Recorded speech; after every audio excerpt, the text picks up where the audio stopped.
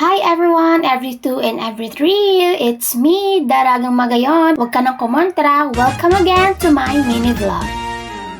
Hi everyone! Today is August 3, 2025. Ito nga pala ang ganap ko ngayong araw. Dahil first Sunday po ngayon, kami po ay magsisimba. At dito nga ay nag-aabang na kami ng sakayan papunta sa Sentrong Ligaw. Sa ilang oras namin na paghihintay, mabuti naman at nakasakay na kami. Alas 5 nga kami gumising para maabutan namin yung first mass. Kaso sobrang tagal talaga ng sakayan. Nakarating na nga kami kaso di namin naabutan ang misa. I mean yung first mass. Kaya ang ginawa namin ay nagdasal na lang kami. At syempre nagsindi rin kami ng kandila. Para kahit papaano naman ay mabawasan ang aming mga kasalanan. Pagkatapos nga magsindi ng kandila ay agad na kaming umalis. Ang sunod nga naming pupuntahan ay pupunta kami sa sementeryo para dalawin ang papa ng aking partner. At nandito na nga kami. Syempre hindi ko na kailangan ipakita kung anong laman ng sementeryo. Alam nyo naman yun, di ba? Pasensya na po kung medyo magalaw ang ating video. Fineflex ko nga po pala dyan yung butas ng aking ilong. Charis. After sa sementeryo ay dumiretso na kami sa bahay ng kapatid ko para sunduin ang dalawa kong pamangkin.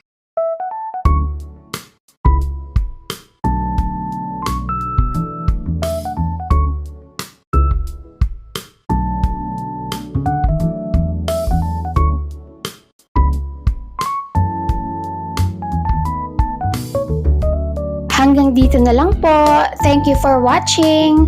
Bye!